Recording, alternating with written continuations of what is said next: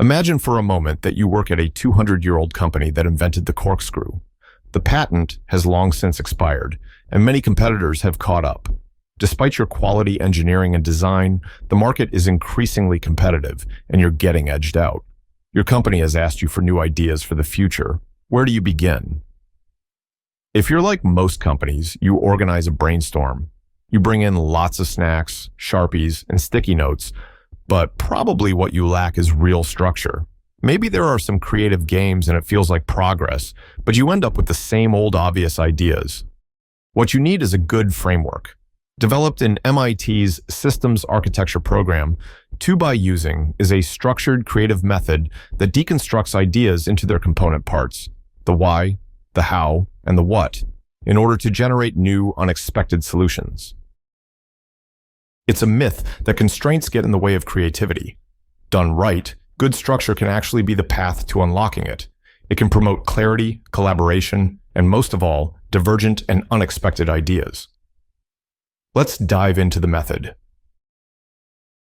First, set your desired outcome, what you hope to achieve regardless of the solution. It's the why. Next is the strategy of the idea, how it solves the problem. This is the approach, the how.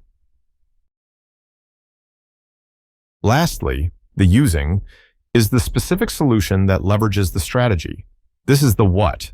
Put them together and you've now composed a complete idea with a clear purpose, strategy, and solution.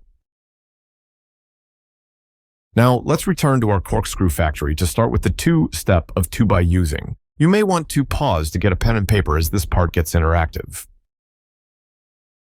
Instead of asking, what's a better corkscrew? We start by asking, what's the desired outcome of a corkscrew? What's the why behind it? I want you to pause here and think about your answer. Let's say the desired outcome of a corkscrew is to quickly and easily access wine. With the to statement in place, we now ask, what are all the possible strategies for meeting this goal? A corkscrew does it by cork twisting and pulling. Feel free to pause here to come up with others on your own. Try for 8 to 10. Perhaps pushing instead of pulling is the answer. Maybe extreme cold could shrink the cork, or by heat to expand the bottle's neck. Or lubrication of the cork could help it slide right out. You could use air pressure, hydraulics, or sound waves. Maybe bottle slicing is the right path. Or, if that sounds dangerous, consider bottle drilling as the strategy. The point is to imagine all possible strategies to access the wine without defining specific solutions. Now, equipped with our buy statements, we move on to using.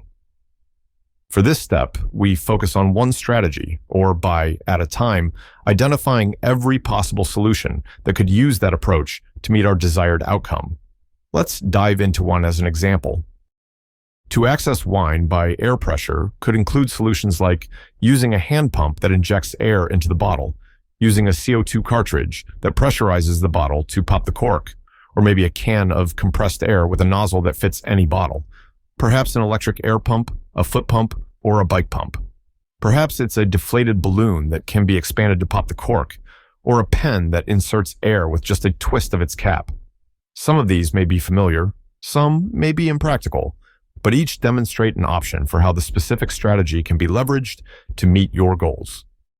Once you do this for every buy, you should have a landscape of diverse, bold, and unexpected options to choose from, all organized by their strategies and goals. You've unlocked your full creative potential as a team, reinvented the corkscrew, and saved the company in the process. All thanks to a little creative structure.